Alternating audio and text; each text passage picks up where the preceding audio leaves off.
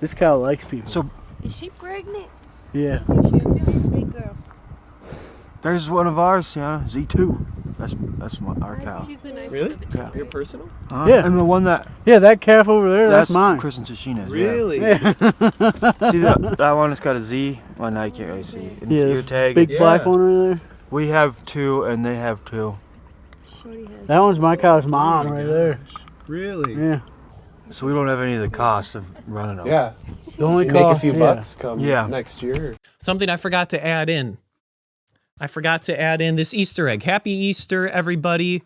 I didn't include it in what's coming up next and what's about to play. I forgot about it. It was sitting right there. This is my Easter egg. Happy Easter. Just imagine it's sitting here the entire time. Ladies and gentlemen, recorded at Judson University's Darkroom Studio.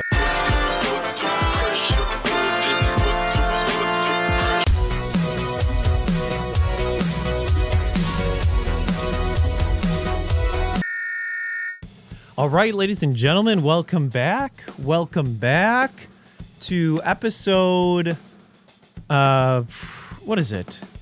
Gosh dang, I don't know. 12, 11? Let's see, Big Whoop Bradley.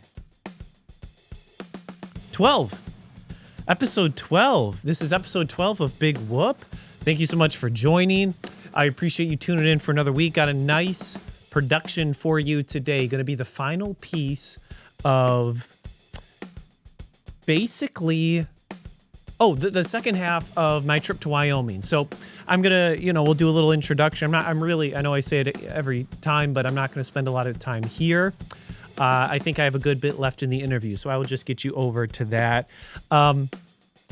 Welcome. This is the second half of the trip to Wyoming.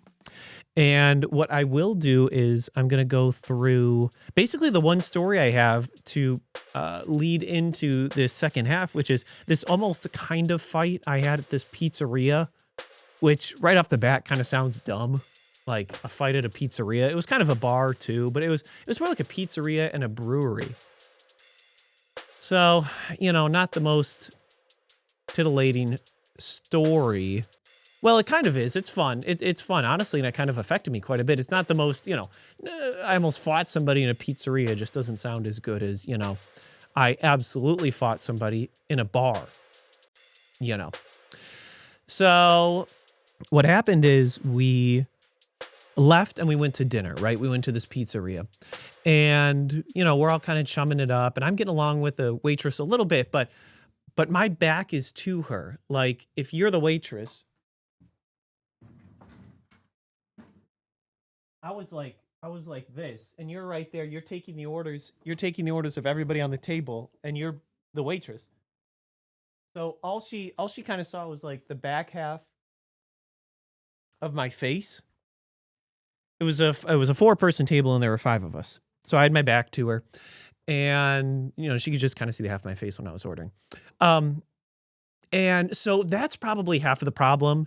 She couldn't really tell my energy. And I've done that before. And in fact, my previous bosses, Aaron and Jesse, Aaron would say, you, Bradley, you won't get into a fight, but you will cause a fight because of something you've just said. And I know that sounds like similar, but I'll tell the story. And this is literally exactly. And he reminded me the other day, he's like, that's what I was saying. That's how it's going to happen for you. And I'm like, I know.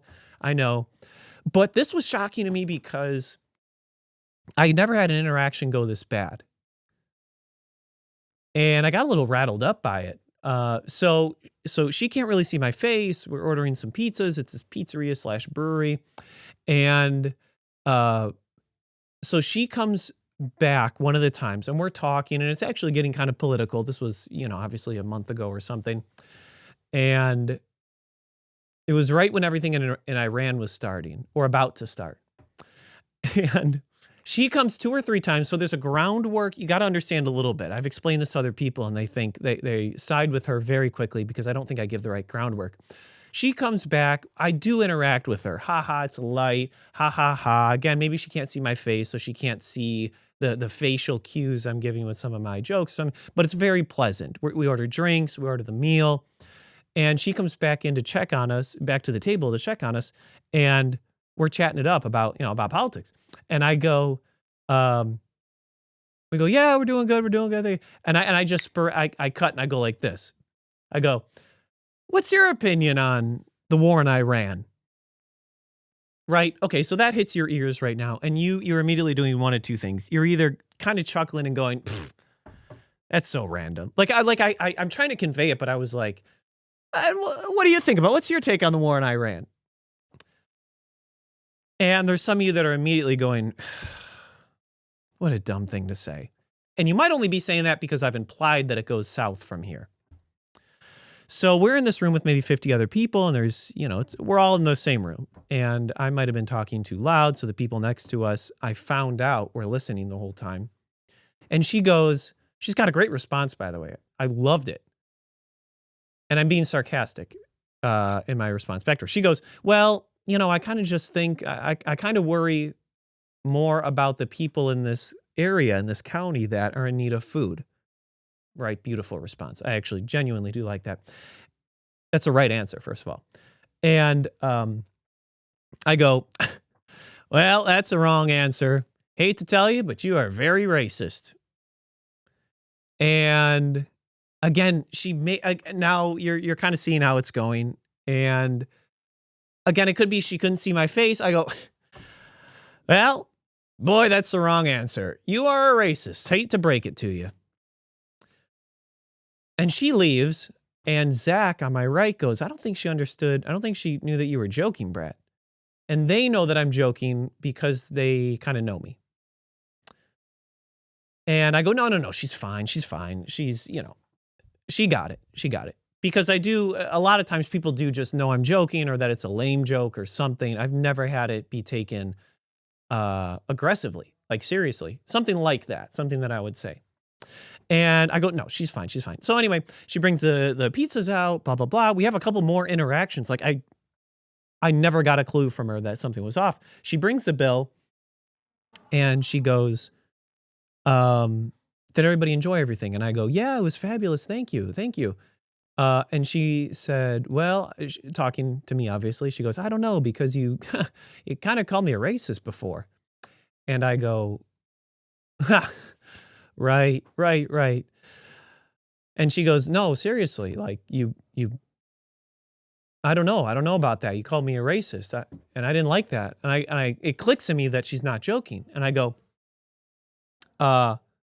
wait, no. I'm totally joking. Oh my gosh, dude, I'm sorry. And she's like, right. And I'm like, no, I'm serious. Now it's like this reverse Uno card. And I go, no, I'm totally joking. I'm sorry. That was just, I feel bad. I apologize. That was a joke. We were talking about politics. I just flippantly threw it to you. Like, and what do you think of this thing? And so you as a listener right now, you're starting to kind of take sides. And it'll be interesting to see, I don't know, comment or something, or email me or something if it was bad or good, or, if you're team waitress or team me. So I go, oh my gosh, I'm sorry. And she said, well, to be honest with you, I brought you up to the manager, the male bartender. And I look over and I'm like, oh yeah, there he is. And he said that I should just kick you out. He said I should have just kicked you out. And I'm like, oh crap. So it kind of hits me fully. I'm like, I'm not codependent, but I really don't like when people are kind of upset with me. Even when somebody goes, hey, can we talk in a few days? I'm like, what's it about? And they'll be like, no, let's just talk that. And I'm like, that's not going to work. I got to know. So it immediately did mean something significant to me. I don't just like throw stuff around and then blow it off. And I'm like, dude, I'm so sorry. And she goes, okay. And the rest of the table are like, no, he's joking. And so she got it. She understood it. She walks away. We pay the bill. We get up to leave. They all walk outside. And because I want to make a good attempt, right? Whether it works or not, I want to make a good attempt. I walk up to the bar and I go, hey man, I just wanted to clarify. And there's like 4 other people to the left sitting on bar stools at the bar. And I go, hey, I just wanted to clarify that, I didn't mean anything. I didn't mean anything. It was a joke. And obviously she doesn't know me. And it was a poorly express joke and probably just a bad joke overall. I was saying this to him. I go, so my apologies. He gives me nothing. I'm looking at the other 4 people at the bar. They're giving me nothing. And this is out in like Wyoming. And so I suddenly start to like see this shift of like, I feel like I'm in an old cowboy town and I've just upset somebody and the whole place is like on the same team now. Like it's an old Western where like the villain walks in and everybody just looks at him and the villain is me. And I go, hey dude, I'm just sorry. And he goes, okay. And I'm like, oh yeah, okay, sure. And so another guy comes up on my right, big guy, cross-eyed, sweatshirt, orange sweatshirt. And this guy I don't want to belittle the guy. I couldn't tell where he was looking, but from the direction his nose was pointed, he was looking at me. You know what I mean? I knew that he was looking at me. And he goes, hey, bud, maybe next time just shut the F up. And I'm like, oh, okay, yeah, it's a fair opinion. And he goes, yeah, how about you don't bother somebody who's working on her shift? She's a waitress and she's working on her shift. How about you don't bug her with stuff like that? And I go, you know what? Fair. And he goes, yeah, man, because he didn't even say man. Man makes it sound too pleasant. He goes, yeah, because not everybody wants to hear about you and your stupid podcast, okay? Which I love that, first of all. That is so funny. That's genuinely funny. That's genuinely funny to me. Like, I know it's an insult. I know everything. But like I said a few weeks ago, like I already think the things that people are thinking or will say to me in public. So it like, obviously have still been recording. But it still hits me and I'm like, oh, dude, you're totally right. My fault. My bad. And this was the final thing he said. He goes, and by the way, here's my opinion on it. Since you were talking so loud, I think we should turn all of Iran into a Walmart parking lot. And he turns and walks away. And I'm still standing there. Like, I'm not like, I didn't just like run out the door. He turned and walked away. And I'm sitting there in this moment. I'm just kind of like soaking it in. And I swear the whole place went quiet. And everybody's looking at me. They might not have been, but you know how you get that feeling. And I'm just standing there like this, like, I'm just sitting in the middle of it. I love it. I do kind of love it a little bit. And I don't know, the confrontation or something, how tense it is. And I said, he turned and he started to walk away. I go, that's a fair opinion. I got you. I hear you. So are we done? I started to like talk back to him and he just kept walking and he went to sit down at the table that was right next to us. And I'm standing there, I'm looking around. I go, huh, okay. And I walk outside and Zack and Chris are there and I go, Zack goes, Brad, what happened? And I go, Zack, that was very odd. I'm shaking a little bit. That was the first time things have not landed well for me, like a joke or an incident or a conversation, which I know a lot of people, you're going to be like, yeah, you can't bat 1,000, you prideful idiot. This should have gone the way it did. I get it. I know how wrong it sounds to say every conversation has been great. I don't actually mean that. Obviously it hasn't, but, and Zack goes, yeah, that didn't look right. I was standing at the door. I was going to come back in if you were in there any longer. And I'm very glad that I was not feeling well. I really was not feeling well. I'm glad I was not feeling well because I absolutely, if you know me a little bit, I would have said something more. These guys were totally white knighting. And if I had been feeling well, I think it was good that I was sick because it was God kind of being like, take it on the chin and get out of there. I absolutely would have said something like, hey, you're white knighting. She ain't going to let you hit, man. Hey, she hears you. She ain't going to let you hit, my dog. Because he clearly came up, I don't know if he was hitting on her, but it was very much like, duh, blah, blah, blah, about the lady. And I think if I had said that, something would have happened because that's not a very good thing to say. And if I was sharper, if I was healthy, I probably would have said that. And I don't know if it would have turned into something, but so I go outside, and so I was grateful for that. I go outside, and the ride back, genuinely, I was very quiet. And they're like, Chris and Zach and their wives are like, Brad, what's going on? You okay? And I'm like, yeah, I'm fine. That hasn't really happened to me before. And they're like, forget that guy. So eventually I brushed it off. But I came back in the evening, what you're going to see when it was dark out, and I had to literally shake it off before. And so I don't know if it'll show up. I still have to kind of watch it a little bit and edit it. But that was very odd for me. And I got this sense, I guess this is what I would say in closing, is for me, I don't know if it's the culture out there or what, but for me, you know, what I sensed is I was clearly joking.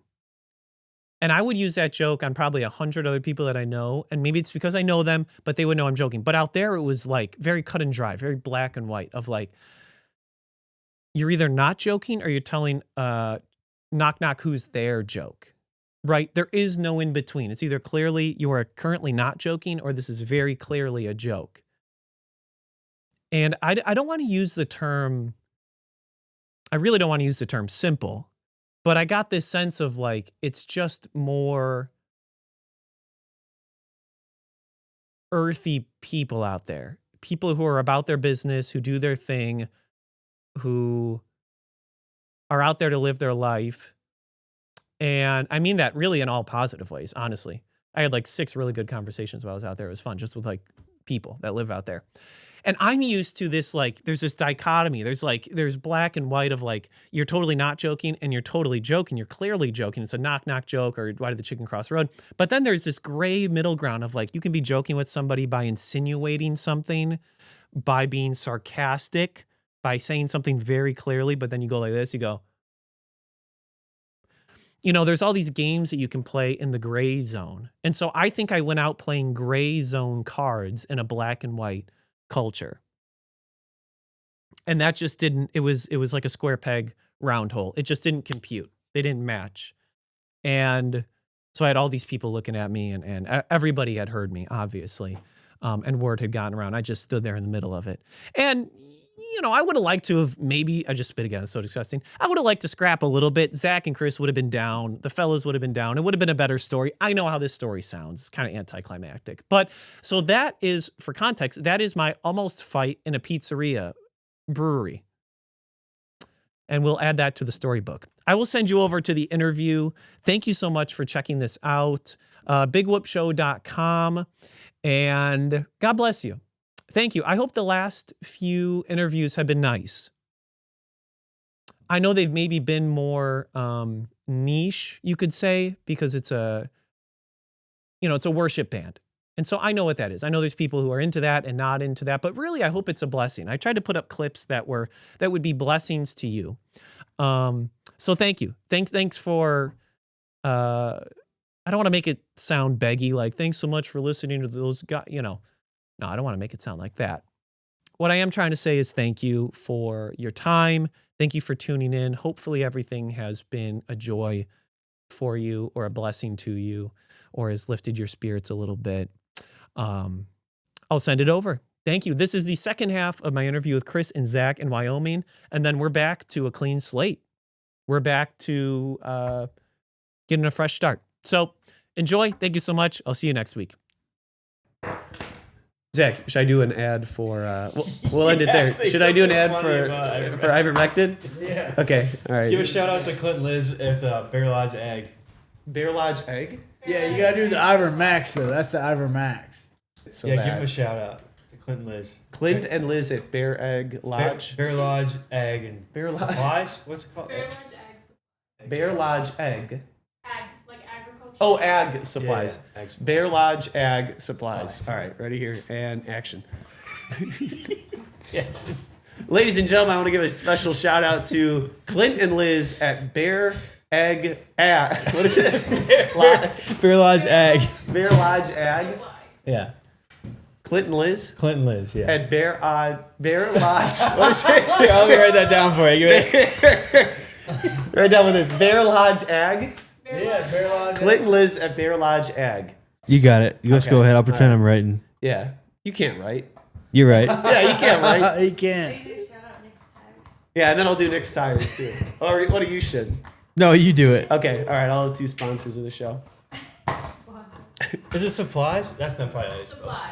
Supply. That's close enough. Bear Lodge Ag Supplies. Supply. Just one. Bear Lodge Ag Supply. Yeah, right. That is a funny commercial. Where's the V8 this week? What are you? I know, what are this they is gonna gonna be say? instead of What the are they V8. gonna say? It's going to be instead of the 8. All right, here we go.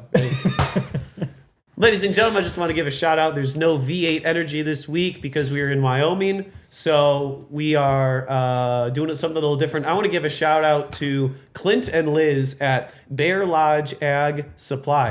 Listen, if you're in the need for ivermectin, there is only one shop in town that has it. That's a lie. I found out. I've been out here.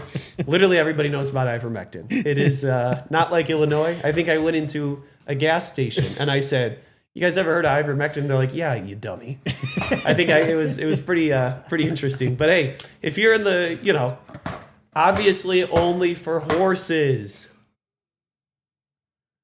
Dr. Fauci, obviously only for horses. Apple flavor though, wow, that's interesting. That sounds good though. Only for horses. Bear Lodge Ag Supply. Listen, if you're in the neighborhood and you're looking for a couple of cats that know their way around ag and supplies, then Clint and Liz are for you. They have a wonderful shop. I think they're expanding. They do. Yeah. And they have raw milk and everything, and they rent it out. They rent out their shelf space. Mm-hmm. Anyway, thank you for them for sponsoring this episode. Yeah, that was good. I know, I'll cut it there. Good, man. That was really good. All right, ladies and gentlemen, listen. Hey, I gotta step out for this one. No, just sit. Listen, we got a fabulous sponsor of today's episode. Thank you to Nick's Tire and Auto. Nick's Tire and Auto. Thank you, Nick Pouts. Look, he's a friend, right?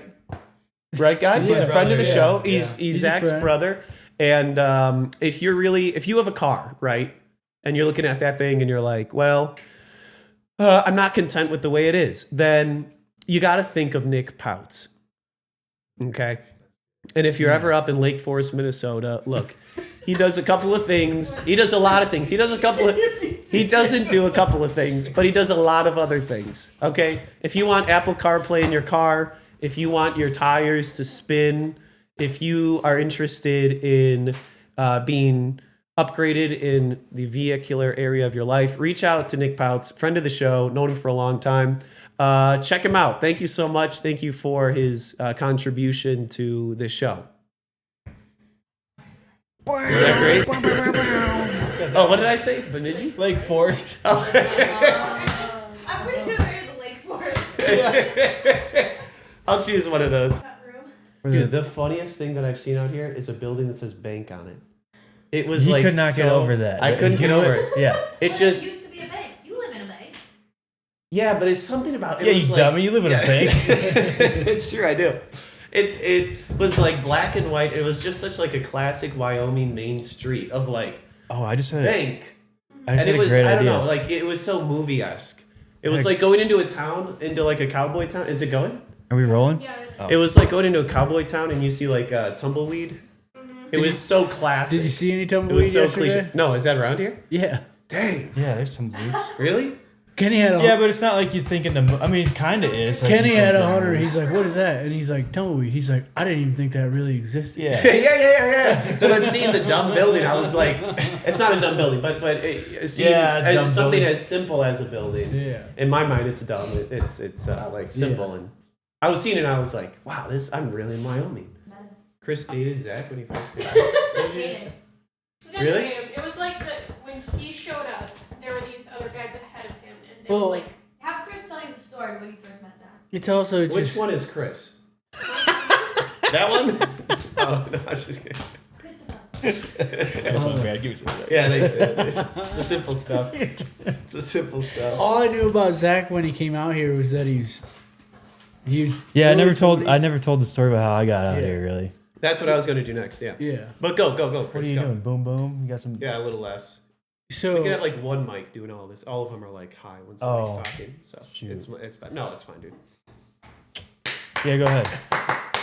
Yeah, go ahead. So all I knew about Zach was he was in his early 20s and that he knew Nick Munn. And By the way, he's Yeah. How old were you? 20? We Yeah, were I the was same age. We were the same age. Talking like Yeah. a 50-year-old. Yeah. All I knew I was was- a young gun coming out here. Yeah. He's 1 year younger But than you. everybody else was older than me that worked with me, so I'd like kind of gotten, I guess, You put it was yourself not as and older. really not that much older, but Yeah. yeah. Who's Nick Monk?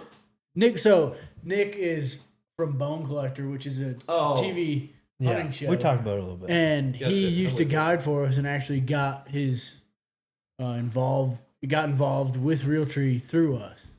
But that's all I knew is that he knew Nick Munn. And like I didn't know how he knew him. Yeah. So I'm picturing I didn't really know him. Yeah, at the yeah. time. Not as much as I thought I thought Yeah. he'd like He thought we were like buddy, me. and yeah, Nick. or like he had been like Which I mean, I am. traveling We're with our So you friends. thought he was like a young guy coming in who knows the celebrity, thinking he's all knew that? a Yeah, celebrity, exactly. That's and, exactly like, what he thought. Yeah, exactly what I thought. Interesting. Thought it was so- big time. And so That's he, what I mean. yeah. And Jeff tells me, "Hey, I need you to go to the lodge and meet this new guy Yeah. that's coming from Minnesota." And I was like, "All right." And I just waited for him at the lodge, and here he It was comes. you and Tashina. Yeah, remember? it's Tashina and I. Tashina was yeah. there. And I'm already just in He's mad. the vehicle. I was like, Why are you mad? just because Don't I you have like 20 guides every year that come out? No, eh. See, What made it? we what do, made it but not odd? 20 new ones. Why were you Yeah. mad? It seems like a lot of you have a good number of guys. it's just I had been the young gun for a while, and Just getting new guys is kind yeah, of like you just don't know what you you're gonna don't get. know, you I've know. seen some bad ones come. Yeah. You know, guys you just clash with. Right. They're just and they're not team players, and so I don't know what I'm getting. Yeah. And so I'm right. just kind of just voicing my opinion. I don't know what I'm getting. I said he better not, better not have a big head on him, like he's Yeah. gonna think he's the best or a hunter. perm. Yeah, Yeah, big head. He or had a short perm. hair. didn't back have a then. perm. Yeah, I had short Yeah, hair. yeah. I had somewhat short hair back then. Yeah, I think you did too. It wasn't long. It was hot that summer. Yeah, Had to cut that the was the hair summer. What year was that? Was that 2020? 2020. Yeah, off. 20. that was the year I cut my hair. Yeah. That was a hot So summer. I last- do actually remember that. Isn't last time I that cut sounds my hair stupid, off. but I do remember that. I was outside all that summer. So here he comes Yeah. in this jacked up truck, and I'm like, oh yeah, here we go. And he gets out. That would make me mad. He's got a Oh, dive yeah, here bomb we sticker go. on the back of his truck, so I think he's a big duck hunter. Not a duck hunter. And I said, "Oh, the dive bomb sticker." He says, "Yeah, that was on it when I bought it." Big And dummy. so I was like, "Okay, whatever." I was like, "I'll take you to the shack." And at the time, Tashina and I lived in a camper right there. Yeah. Yeah. Would have been in frame right here. Yeah. Yeah, okay. And it was like basically the year that we had decided, I'd lived with her in the shack Oh, wow. for a little over a year at that point. And a little over a year. Sorry. It was 2020 and like Little over a year? July. Fuzzy back then. Fuzzy. Yeah, times. well, it was like July, yeah. Yeah. How'd you say that? I said, Oh man, ask Say him what? to say Detroit. That doesn't sound very Kalamazoo, Michigan of you. it was July? July. What is yeah. your accent? Come on, say it. Come July. on, say it. July. July. Come on. Oh, you want to say Detroit, baby? Detroit, baby. What about where do you Detroit. go to school before middle Oh, school? elementary? No. Elementary? Yeah, that's right. Elementary. What is that accent?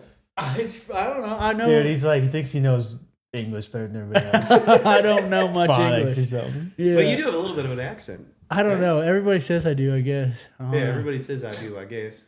Everybody says I do, I guess. But it's not southern. It's like it's a little more western or some. Yeah, it's not I don't southern. know. That's interesting. Did that help? Was that a little better? Yeah, that helps. All right. So you thank you. So you bump into Zach, and when did you know he's not a total scumbag? Did it take By a the while? end of the night. Yeah. By the end Come of the on. night, really? Yeah. Like I dropped him Total off in the scumbag. shack, and then I went out to my camper, and I started, I'm a real Mar thinker. was here too, remember? He says you're a thinker. Literally, he said that yesterday. He's like, And Chris so, is always thinking. Yeah, I'm already yeah. in the. Get you in I'm trouble. already in the camper thinking, man, I'm kind of been a jerk to this guy, which I really haven't been. worries about everything too. Only a few hours Yeah, in. big word. Yeah, I was like, man, I should probably go hang out. So I probably invited him to go to the Longhorn that night because Yeah, that's we what we did. normally did. We went to back the Longhorn. Then. I think it was us three and Mar Yeah, which is a buddy from back home. And you broke some bread and you put it Yeah. behind in you. the old Duramax. Yeah, What a wild emotional ride just off It of a few was. hours. It Dude, was. that's That's how. great. That's not 2 weeks. Or that, But it No, was- it's yeah. really that's how it is though. Like, yeah. You Yeah. always click with one guy, and I guess that's probably why yeah. I was so standoffish at first because I still hadn't.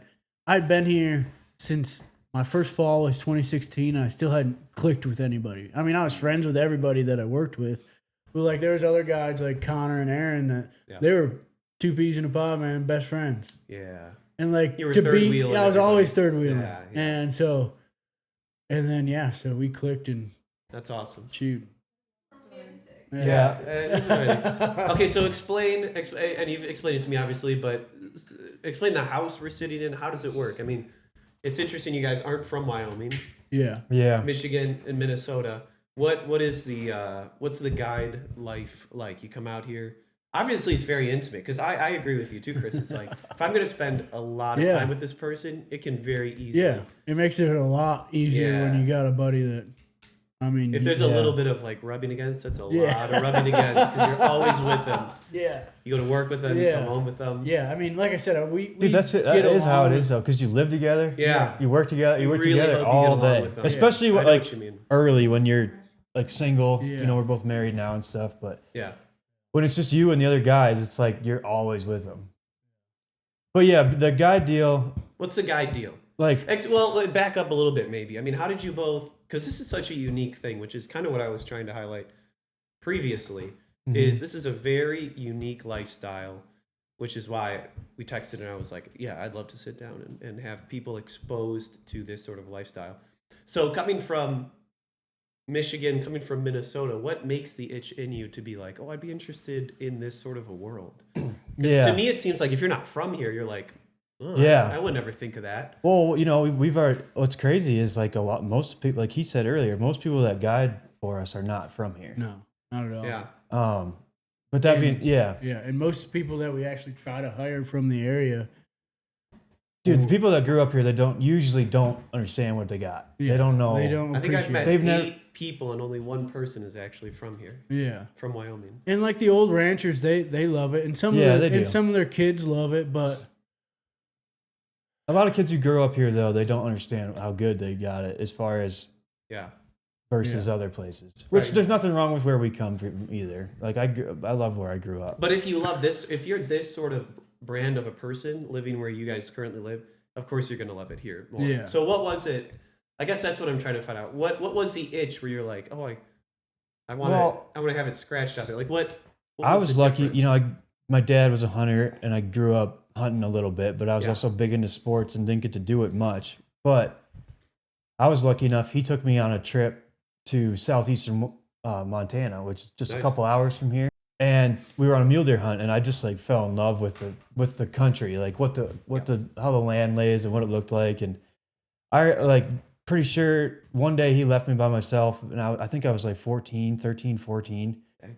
And I'm pretty sure I was at any given time during that day, there was not another human being within at least a mile, maybe a little more. Yeah. And I remember sitting there thinking and being like, this is cool. Like there's nobody else out here. And that's the first time in my life I'd been anywhere like that. And I just fell in love with the West.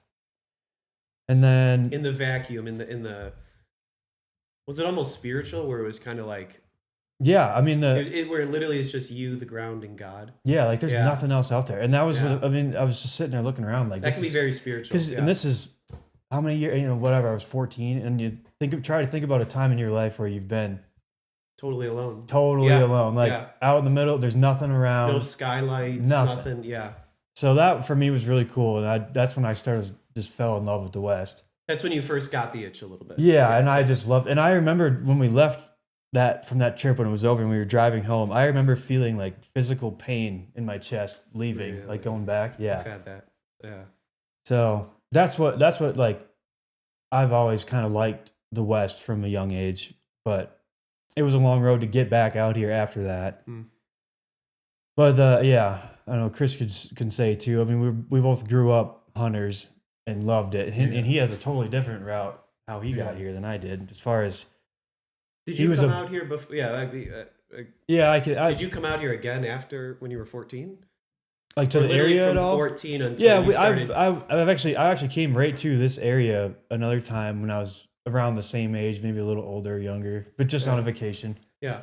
But and then I went back to the same part of Montana with Dad several times hunting through high school and college. So was it like a void? Because we know each other from college, obviously. Was it, especially in that I missed it during school, like Really? hunting. Yeah. Now I still would go during college if we got lucky enough during break.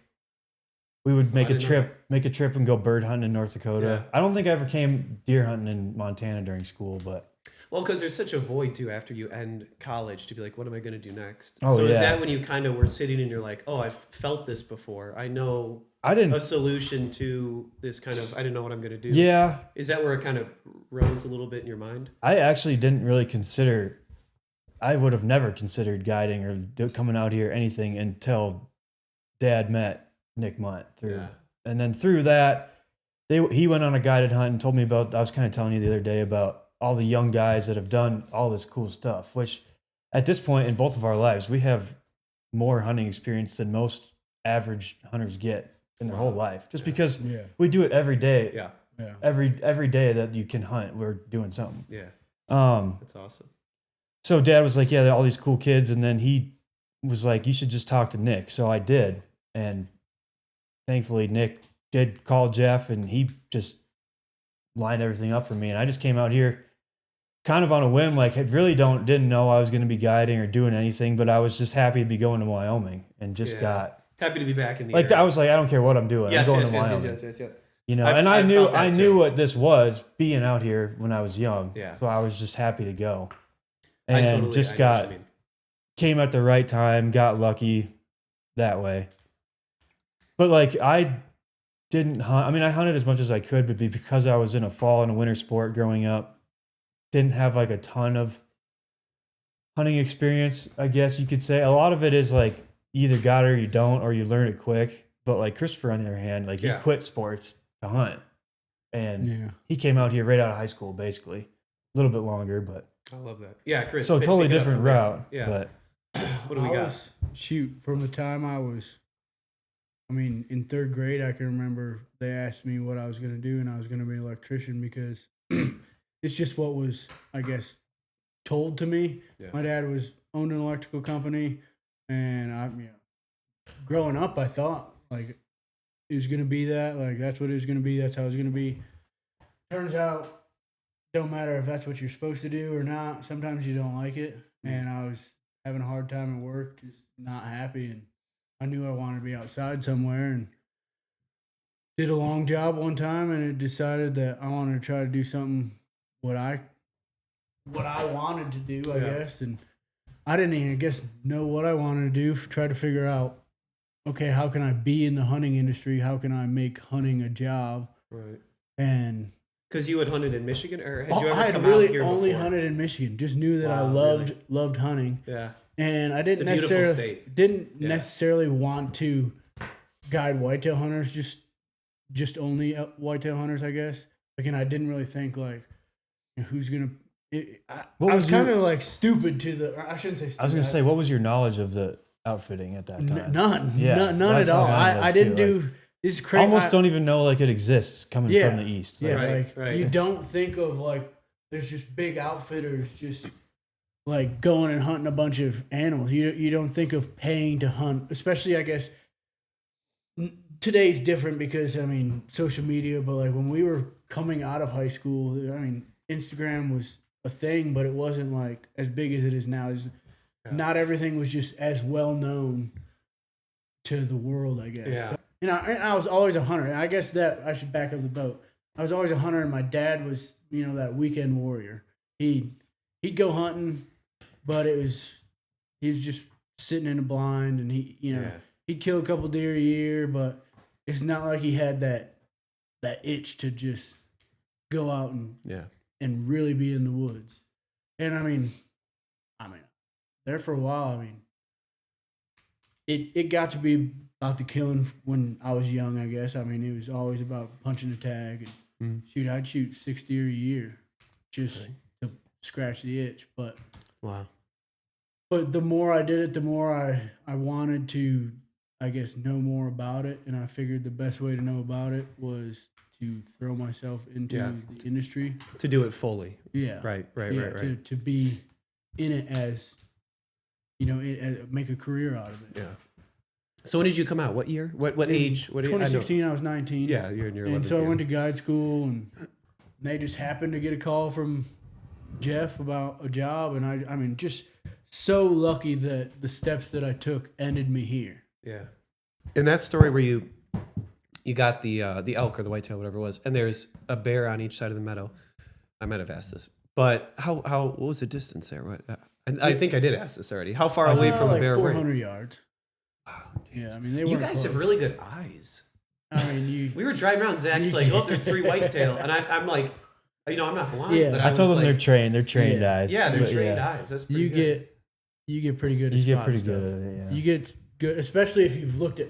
I mean, especially looking at like a meadow that you're used to looking at. Shoot. Yeah, right. You right. could close your eyes for an hour and wake up, and somebody had been staring at it for an hour in front of you while you were napping. And you're like, "There's an elk right there." And they're just like, because you know what it looks like. yeah, you know Wow. what the meadow looks like, and Yeah. you know something's different. What is? Let's get into the guide life, which I think is fun. How many people come out and what is it? So somebody goes, okay, I'm going to pack up. I'm going to go out to Wyoming.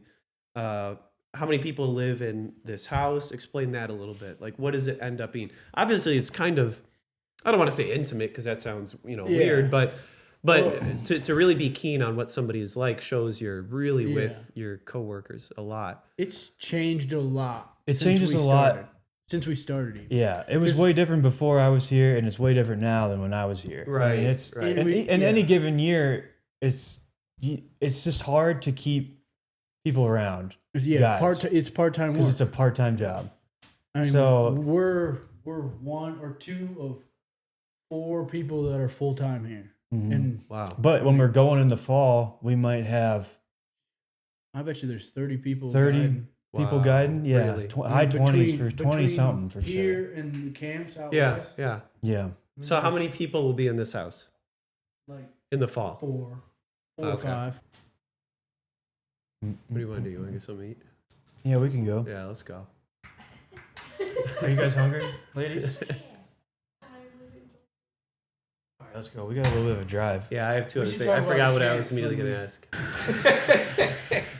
You were calling me gay. Wait, what happened? I missed it. I know. We thought what I did was gay. Brought to you by ivermectin. Huh? So, okay, yeah, go over what's the difference between, so there's a difference in leading trips here versus elsewhere. What is that called? Backcountry. Yeah, backcountry. We got the backcountry Lodge camps. hunting versus backcountry hunting. Yeah, that'd All be right, what- explain the difference then. Yeah. Lodge hunting versus backcountry hunting. Well, we kind of already explained the lodge. I mean, the lodge, you just show up to the lodge the day before you start hunting. You're going to meet Jeff or Michael. They're going to tell you where you're going to stay, like your room. And It's like a hotel, yeah. you know? I mean, it's basically, That's where you'll be Hotel. eating and sleeping. you're going to get comfortable there for a little bit. And then at 5 o'clock, the guides are going to show up. You're going to get introduced to your guide for the week. I mean, if you don't already know, I mean, a lot of our repeat customers, I mean, obviously, everybody at the lodge. Yeah. And you're going to hunt out of the lodge all week. You're going to come back there, And the Every lodge day. is Every here day. on the property, or it's No. It's at a over. hotel? It's over. Got Yeah, it. Okay, but got it's it, not got it, far. It's like 10 minutes from here. Yeah. Got it. Okay, so then backcountry hunting, which you said before, is like you'll end up in a tent for a few days on Yeah. hunt or Oh, something. yeah. We stay there 6 nights. Yeah, we have 4 camps that are in the backcountry. Only one is in the wilderness. But And they're further west. they're all the way on the other side of the state from here, Wow. for the most part. I mean, they're There's over one by in- Du Bois and Jackson. And How- then we have one in the middle of the state in the Bighorns, out of Buffalo. But So the usually, yeah. usually it's the hunter either wants to do the horses and the Yeah. tents, or they don't. Yeah. So and what's the then- most authentic option? If somebody's like, I want the full ride, is it with horses in the backcountry? Yeah, I mean, It's like roughly- that's the full experience. I mean, That's you full want the Western experience. yeah. Yeah. It's going back into the Walton. the hunting here at the lodge can be phenomenal, Yeah. and so can it over there, and Yeah. that can vary. I but mean, either place, we could be slaying off in the mountains, and they're struggling here at the lodge, or vice versa. yeah. And so if you go out backcountry, how many days is it? You were saying it it's before. like but he it's says, You pack it's in the day still a- before you start hunting. still a Yeah. 5-day Stay that hunt. night. 5-day hunt. Okay. Yes. Do you guys do pranks or anything? Do you guys do like There's people no that time come for in? that. There's no time for that? No, You have and like 30 also people that come in every fall. Are you as kind of the senior people? Are you pranking them? No. well, I do mean, anything?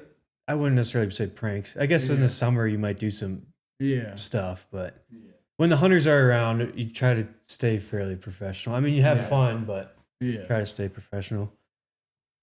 And one big thing is like, no, you can't like no bear jokes. Yeah. Like you don't do that Yeah. because Yeah. everybody's got a gun and like you just don't know. Oh, like when you're out there, you don't joke. Yeah. Oh, there's a I bear. mean, You gotta be stay pretty serious. Do people? I might have asked this before, but do people come out having never shot a gun before, and you're like, "Here's how you aim. Here's how you shoot." most people have shotgun. Most guys, yeah.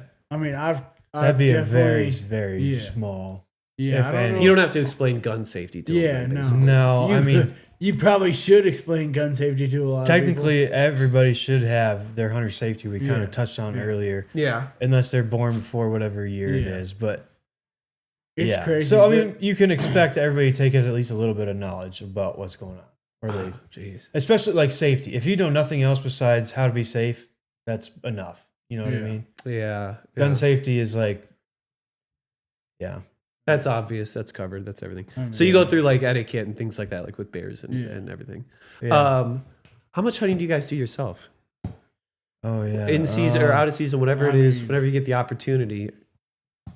I mean, we go pretty much. We every do day we do can. quite a bit in the turkey season. I Yeah, would yeah, say. yeah, yeah. Yeah. Especially if it's a good turkey. If we Yeah. start killing out early, and like season's rolling the way it should, we get time. Like last year. We don't hunt any of our leases. Yeah. Those no, are for our clients. But Oh, you don't go out and hunt at the no, campsites. we don't get to hunt the. no, not Yeah, not yeah, yeah, yeah. not the private owned leases. Yeah, we don't hunt the private one. We don't hunt any of that. But like he was saying, if we ever had a good turkey season, we'll get a good bit of time to go Yeah. because we got Last year we had a.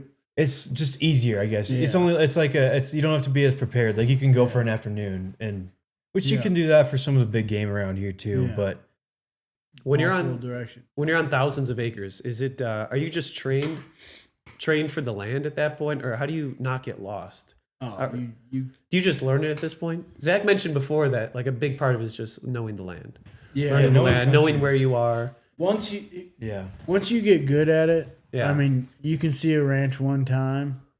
yeah, and, and I mean, you're not gonna know it. know it, but you'll be able to navigate it fast. Depends on what it at looks least like, the too. main, Yeah. at least the main routes. Yeah. How far do you typically walk when you park a truck or whatever it Oh, is? it you're depends on the walking- ranch. It Varies depends on highly. who you have. Client. Yeah, It's very base. I mean, we it's still like got- a mile. You're walking a Oh, mile to dude. get to yours, or Maybe. less, or more. Yeah. Maybe Sometimes more, maybe way less. I mean, sometimes way more. You never know. Yeah. Depends what you're hunting too. Like if you're hunting mule deer or something, you're gonna be doing a lot of glassing, and you might for 4 days you might walk a couple hundred yards to your little glassing spot and sit there, and then on the 5th day you might have to go make a 2-mile loop to kill a deer. You know, you just never know. Or you might try that 2-mile loop 3 times during the week. It never works Yeah. out. So it varies big time. Or, Is there? Yeah, go ahead. Or if you're archery elk hunting and you're, Oh yeah, and you you're could like put some miles down in 'em? doing Really? that. you're like in them but not killing them, you Yeah. might be walking 3 miles every hunt. You Yeah. might be walking more than that.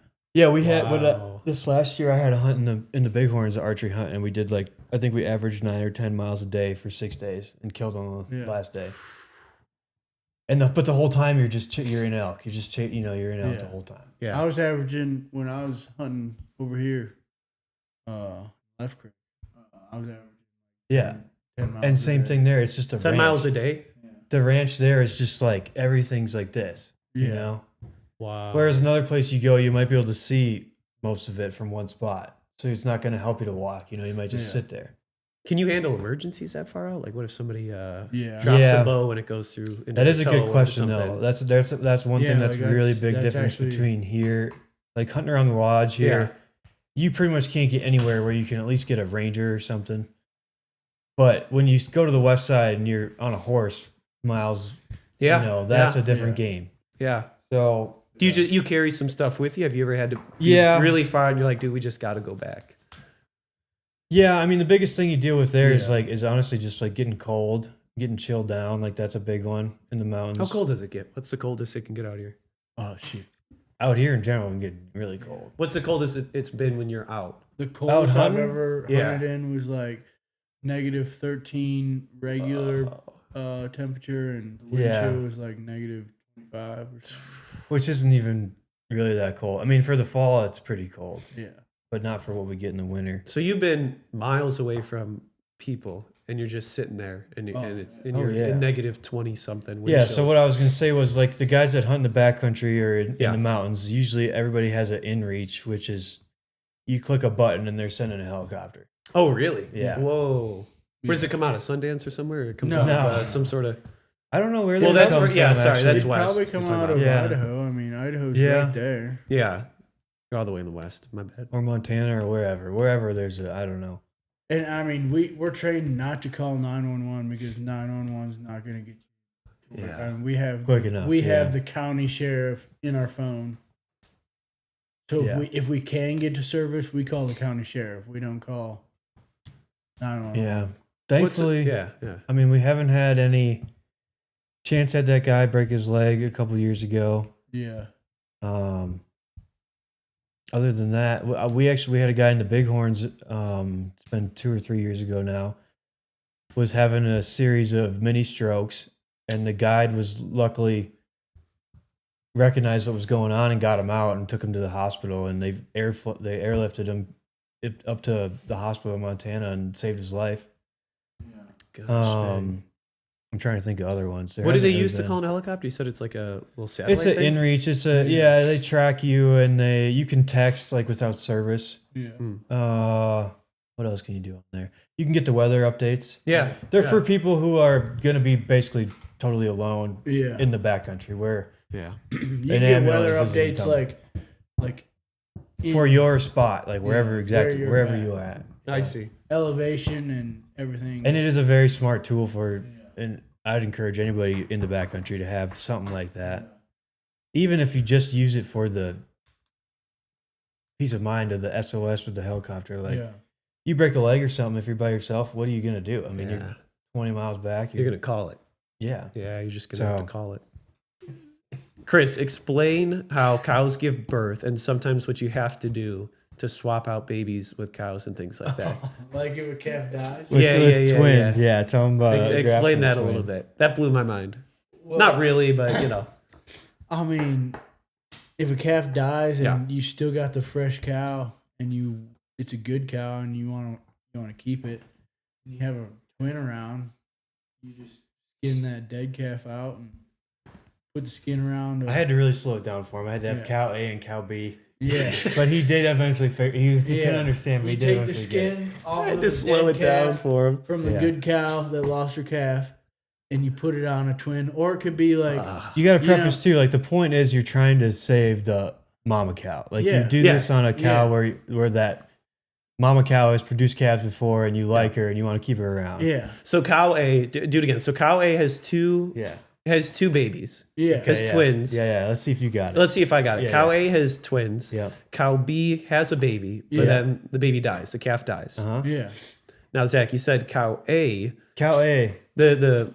Right? Cow A. That's what I said. I didn't want to take it. Go ahead. Yeah. The mom doesn't really have the nutrients for two babies. No, she could, but more than likely she can't raise two good, healthy kids. Yeah. They might be healthy, but they might not match or be the same weight as their peer calves, the other calves. Got it. Okay. So cow B is babyless. So here's what's crazy to me is cow A, and again, maybe it's not that crazy, but cow A has two babies. The baby cow that has died, you'll skin it, and wrap that around one of the babies of cow A, convincing cow B that one of those babies is her baby. Yeah, because she can smell her own baby on. Another thing we should mention is like you can't just do this like out.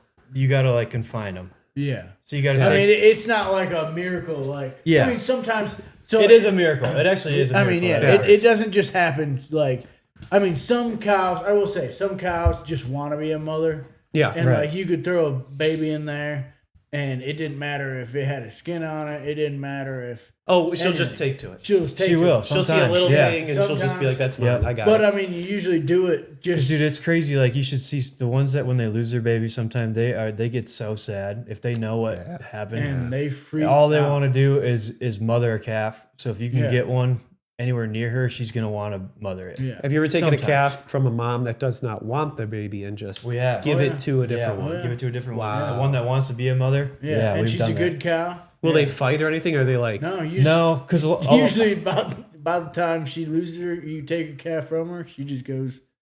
yeah, she goes didn't on care. down the road. Yeah, Yeah, she goes down a there. lot mean, of. I mean, she's- honestly, sometimes you're saving the calf. Yeah, Like sometimes kill the 'em. mama cow will kill its baby. Not necessarily like, hey, I'm gonna kill you, but they get so annoyed with them trying to nurse or that they just have to deal with them. Uh-huh. And they'll just like swing their head and knock them over. And they'll do that forever. And eventually that baby won't nurse and it'll just Holy die. cow. Or they'll step on it. Or yeah. some of them are just not Sometimes meant to they'll be attack mothers. it. They're just I dumb, mean, dude. That's what I'm telling you. They're just dumb, you know? That's crazy. We've seen them where they attack. They'll them, attack them, yeah.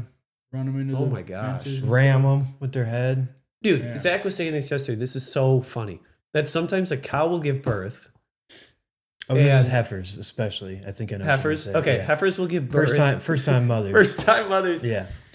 will give birth, and then they're so dumb that she'll just look at the baby cow like she doesn't even know Where'd what you it come is. from? Where'd you come Yeah. from? What are you? Yeah. And he was like, dude, you can put him in a stall, and she'll be in the corner, totally just like cowering away from, Oh yeah, Yeah, just, they'll from just the look thing at over it there. like- And she's like, I don't know what that is. Just Oh, stay yeah. away from me. What are you? Yeah. yeah. Like she just forgot. Like Yeah. 5 minutes later, Oh, yeah. she gave birth. But then the next one, another heifer will have its baby and turn around and start mothering it like instantly. Yeah. Some of them have the instinct, some don't. It's interesting. Is that pretty gross? What have you guys done to? I Because don't think any of it's very gross. I really. mean, No, yeah. I mean, Well, it's No, not, I as, shouldn't say it's any not of as it. simple as a cow just comes out. I mean, you gotta no, it's not. No, gross. you gotta be It's- elbow deep. the gross Oh, stuff yeah. is like, you know, a calf died inside of her, or Yeah, that's the gross.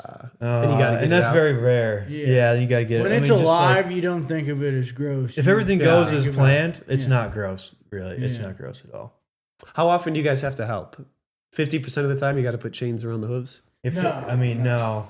With, I mean, especially with the old cows, you barely.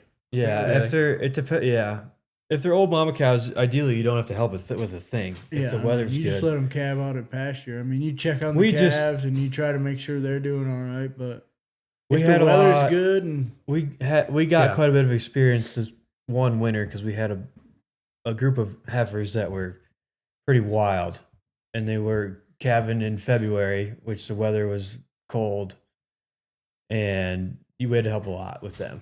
But still not It was like, 2 winters in a row. We had. Yeah, it was actually, 2 the winters. winter before we had to help. I think more.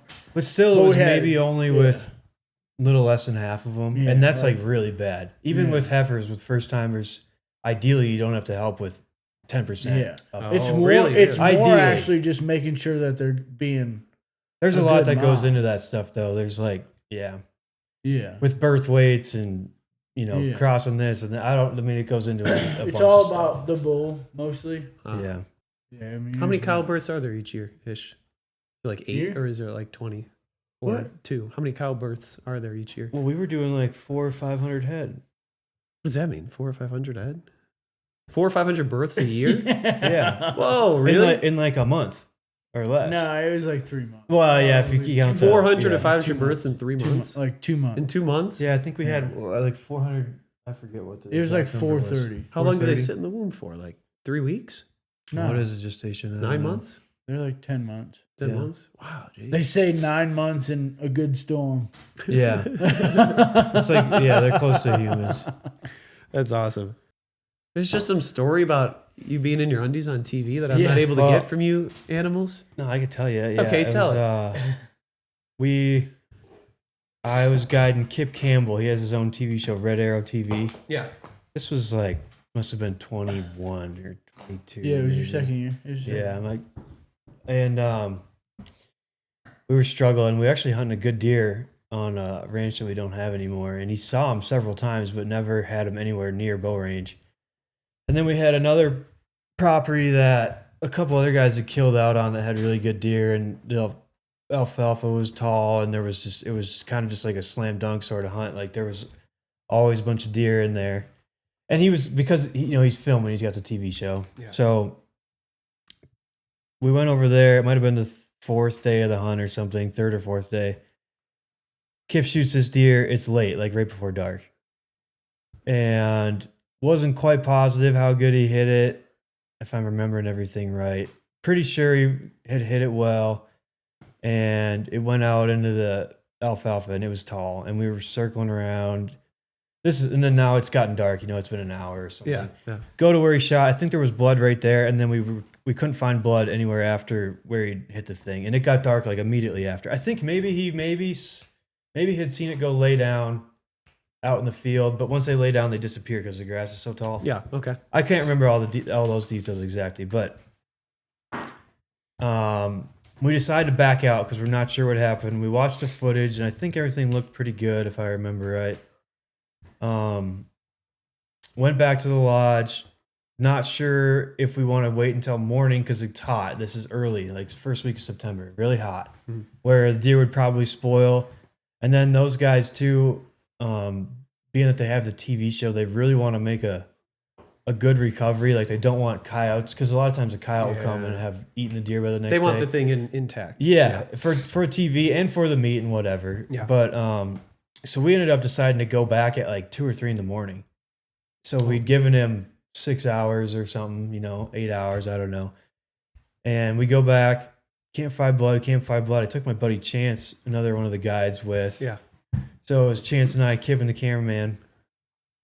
And I believe it was Chance that found him. I don't remember if we ever found blood anywhere, but hey, there's a river that runs around this property, and a lot of times deer, when they're wounded, will go to water. Oh, okay. Yeah. And he ended up going and dying in the river. And you could see him from the bank, and it was maybe 2 or 3 foot deep, but you couldn't reach him. Yeah. So I just, like, on TV, I was like, I got dibs on getting naked, and took my pants off and went out there and grabbed him, and it's on TV. They recorded? They aired it on TV. So What's that it was called? pretty I'll funny. play it. It was on Red Arrow. It was also on Bone Collector or Real Tree. What's that? Yeah, it was definitely on a Bone Collector episode, but I'm sure it was on Kip's Red Arrow TV and maybe a Real Tree show. But yeah, it's pretty funny. I mean, I was just like, the cameras I'm not really good with the cameras, so they want you to like come in and do all this stuff, and I was kind of hiding, but I did say I would get in the. I get naked. The one time you were comfortable was like, but I'd have to talk, or like my face wasn't on camera. I just walked out and got the deer and drug it back. It's easy in that circumstance. But that was fun. That was a fun one. That was my first. Cool. It's camera different guy when the anyway. camera's right in your face. Yeah. I mean, Like when you're walking around talking to him, kind of like we're doing. Yeah. It's no big deal. But then like all of a sudden they get down there talking to you, and the Yeah, light, it's dark, yeah, and there's a light like 4 foot from your face, and they're like, it's immediately what different. do you think? And then you're like, I'm not. This is not. Like, for me. Like remember when Ryder put that camera in my face? When you're driving. Yeah. Chris is driving. like back from a ranch. Yeah. And all of a sudden, He's sitting shotgun. yeah, the camera he's guy. like, hey, you mind if I take shotgun? He's talking to Kip. He says, you mind if I take shotgun? I'm going to get some footage of Chris. And they got the something big, like that. I mean, the big cameras. Giant camera. And he He's whips like- out this little arm piece, like it's like sticking out like this. And I watched him do that. And I was like, what the heck? And all of a sudden it's like, And the camera's like this far from his dude, I'm face. talking like. While you're right- driving, He's and I'm just just driving like- with the camera right here. I was in the back just like. With the light on too? No, this was in the daylight. That was That's But I hysterical. was just like, all right. oh. Dude, that's intimidating. So that stuff's No, funny. yeah. That's intimidating. Yeah. I love it. And you get around some people that have been on the screen so much that Oh yeah, those guys are like Nick, the guy who got me out here. He's awesome on TV. But I will say thing about him is he's just like he is on TV in real life. Like he's the same person. I don't know how he does it, but he does. Nick Munt. Nick Munt, yeah. Munt. That's cool. Fellas, thank you so much. Thanks for letting me have you guys on. Thanks for letting me sit in this house with you. And it's a really cool life you guys have. I genuinely mean that. It's very unique. It's very distinct with its own culture. And I don't know, you guys are the only remaining cowboys left in the U.S. maybe. What was that? Furnace Oh, fired it's a up. furnace. Just a furnace in the basement. I guess when you're out here, like every little sound is, you can notice everything. Yeah. I thought it was revving up. Like I when we thought rolled in something last was out night, there. or first night. Yeah. You got home at once. Yeah. You stand outside, Immediately. you can't hear a car. You can't. There's Yeah. nothing. Dude, it's so beautiful though. All the stars. It's a really cool life. So thanks, fellas. I appreciate it a lot. Yeah. Thanks, man. Yeah.